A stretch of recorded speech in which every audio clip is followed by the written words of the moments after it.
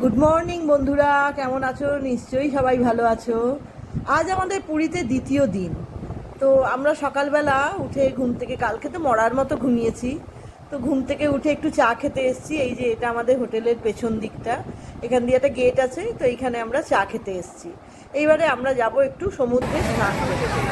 তো সমুদ্রে তো ভালোই ভিড়, মানে প্রচুর লোক চান করছে। তো আমাদের তো অত সাহস হয় না একটু দূরে গিয়ে চান করার। তো আমরা ওই চান মানে কি বালিতেই গড়াগড়ি খেলাম বেশিরভাগ টাইমটাই। খুবই মানে মজাই হয়েছে আর কি। দূরে যেতে না পারলেও কোনো মনে কোনো দুঃখ নেই। সমুদ্রের জলে তো নেমে একটু বসেছি, এটাই আমাদের কাছে অনেক। তো এই যে একটু ছবি টবিও তুলছি আমরা, একটু ছবি টবি তুলে আবার আমরা এবার নামবো। তো আমাদের মধ্যে একজন বসবে আমাদের সব জিনিসপত্র নিয়ে, ও পরে একটু নামবে ছবি টবি তোলার জন্য। যে আমরা আবার লোক দিয়েও একটা ছবি তুলিয়েছি, বেশ ভালোই। এই যে কি রঙ্গ আরম্ভ করেছি, দেখো বন্ধুরা দেখো। ঢেউ দেখে ভয়ে উঠে চলে আসি, আরেকজন তো বসেই আছে। আমি তো হেসেই অস্থির হয়ে যাচ্ছি যে ঢেউয়ের ধাক্কায় কী অবস্থা। আমি বলছি আমার মতো মোটা মানুষকেও দেখ ফেলে দিচ্ছে, আরও বলছি তুই বস। বসলাম তো বালির ওপরে একদম পুরো। এই দেখো চলছে চান।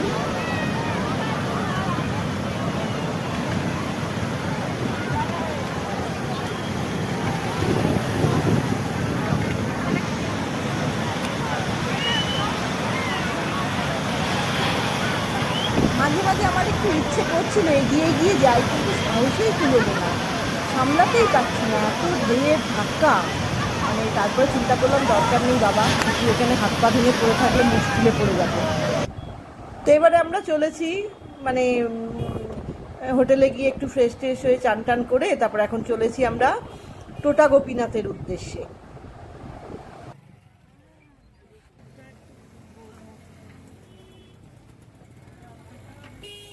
আমরা এখন চলেছি টোটা গোপীনাথ। ভিড় ঠেলে ঠেলে শ্রীচৈতন্যদেবের স্মৃতি বিজড়িত ভক্তিতীর্থ, প্রভু নিত্যানন্দ যেখানে আসতেন, প্রভু চৈতন্য যেখানে অন্ন গ্রহণ করতেন, তেমনই একটি অত্যন্ত পবিত্র স্থান টোটা গোপীনাথ। পুরীরই মধ্যে নিরিবিলি নির্জন এক প্রান্তে অবস্থিত এই মন্দির। চলো এরোই। এই যেতে যেতে পড়বে হরিদাসের সমাধি, আরো অনেক বৈষ্ণব মঠ যারা শ্রী চৈতন্যের সাক্ষাৎ শিষ্যদের পরম্পরা।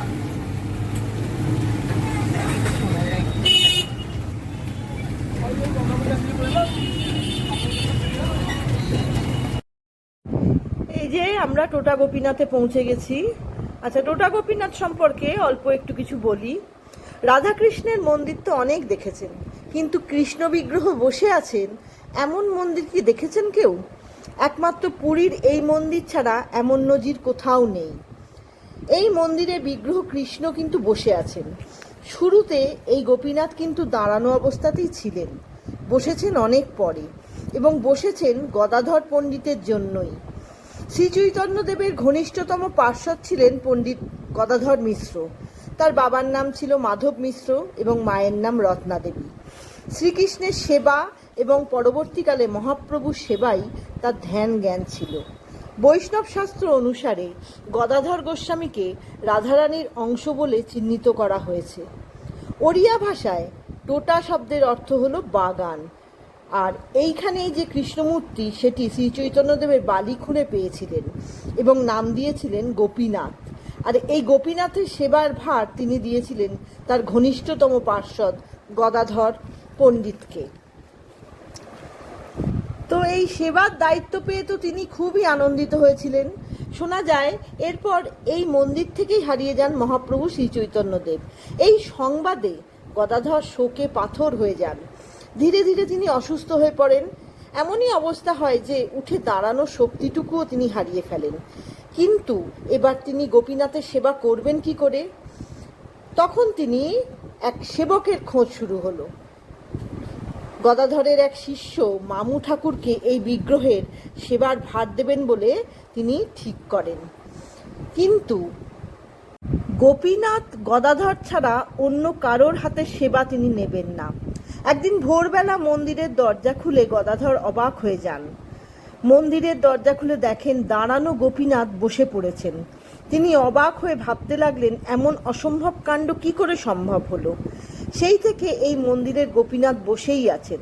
তাই টোটা গোপীনাথ পুরীধামের আজও অনন্ত বিস্ময়। এমন নিদর্শন গোটা ভারতে আর কোথাও নেই। একবার প্রভু নিত্যানন্দ শ্রী চৈতন্য মহাপ্রভু এবং অন্যান্য ভক্তদের সাথে দেখা করতে পুরীতে এসেছিলেন। শ্রী নিত্যানন্দ প্রভু শ্রী চৈতন্যদেবের সাথে দেখা করার পর টোটা গোপীনাথের মন্দিরে যান এবং গদাধর পণ্ডিতের সাথেও দেখা করেন। গদাধর পণ্ডিত খুব ভালো রান্না করতে পারতেন। কিছু পালং শাক, নরম তেঁতুল এবং সমুদ্রের জলে ভাত রান্না করে তিনি গোপীনাথকে ভোগ দেন। হঠাৎ মহাপ্রভু চৈতন্যদেব সেই স্থানে এসে উপস্থিত হন এবং মজা করে প্রশ্ন করেন যে কেন তাকে আমন্ত্রণ জানানো হয়নি। তখন তিনি আনন্দে মহাপ্রসাদ উপভোগ করেন। মহাপ্রভু পালং শাক ও তেঁতুলের প্রস্তুতি খুব পছন্দ করতেন। তাই আজও টোটা গোপীনাথের ভোগে শাক এবং চাটনি দেওয়া হয়। তো আমরাও মহাপ্রসাদ গ্রহণ করেছি, আমাদের ভীষণ ভালো লেগেছে। তারপরে আমরা ওখান থেকে রওনা দিলাম গোবর্ধন মঠের উদ্দেশ্যে। এই মঠকে গোবর্ধন মঠ বা শঙ্করাচার্যর মঠও বলে। আমরা এখন পুরীর শঙ্করাচার্য মঠেই এসেছি। আদি শঙ্করাচার্য সনাতন ধর্মের প্রতিষ্ঠার জন্য ভারতের চারদিকে 4টি মঠ প্রতিষ্ঠা করেন। হিন্দু ধর্মের 4 মঠের বিশেষ মাহাত্ম্য আছে। মনে করা হয় সনাতন হিন্দু ধর্ম আজও এই মঠের জন্যই বেঁচে আছে। হিন্দু ধর্মের সবথেকে বড় পদ হলো ধর্মগুরুর পদ, যা সব ধর্মেই আছে।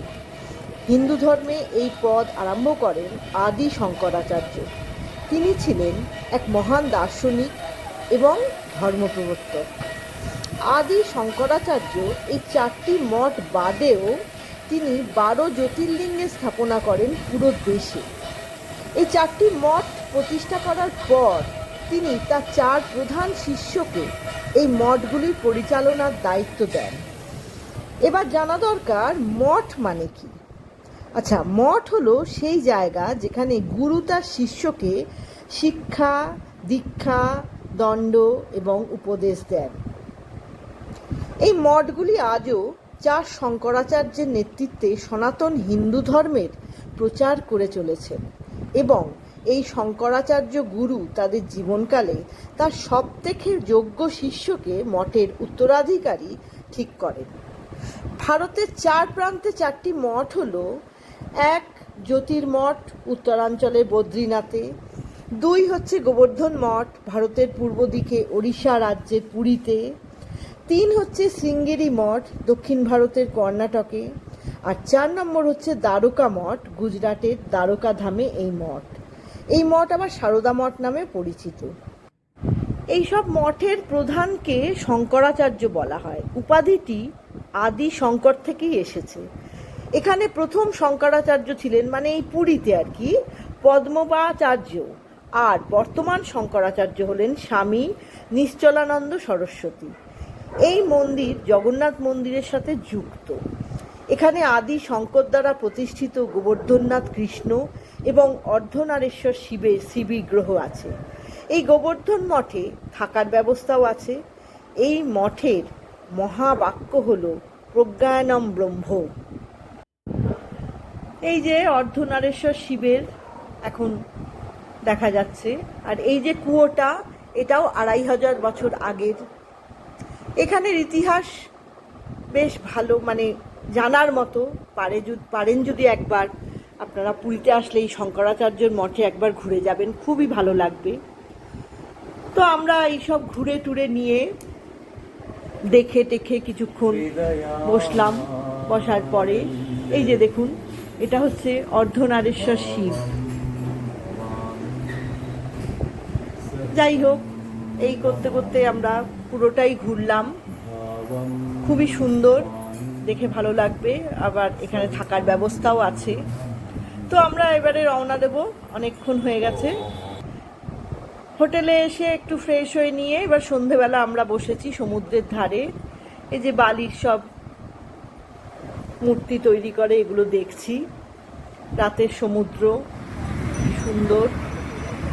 এখন চেয়ার ভাড়া বেড়ে গেছে, 30 টাকা করে ঘন্টা। তো তাই নিয়েই বসলাম, কি আর করবো, সমুদ্র দেখার জন্য। তো চলো, দ্বিতীয় দিনেও আমাদের শেষ হলো, আমার ব্লগটাও শেষ হলো। ভালো লাগলে একটা লাইক করো, কমেন্ট করো, শেয়ার করো এবং সাবস্ক্রাইব করে পাশে থেকো। আজকের মতো টাটা। আবার পরের দিন কোথায় যাব না যাব সবই তোমাদের সঙ্গে শেয়ার করবো আরেকটা ব্লগে। তো এই দেখো, আমিও দেখি, তোমরাও দেখো সমুদ্রের ঢেউ।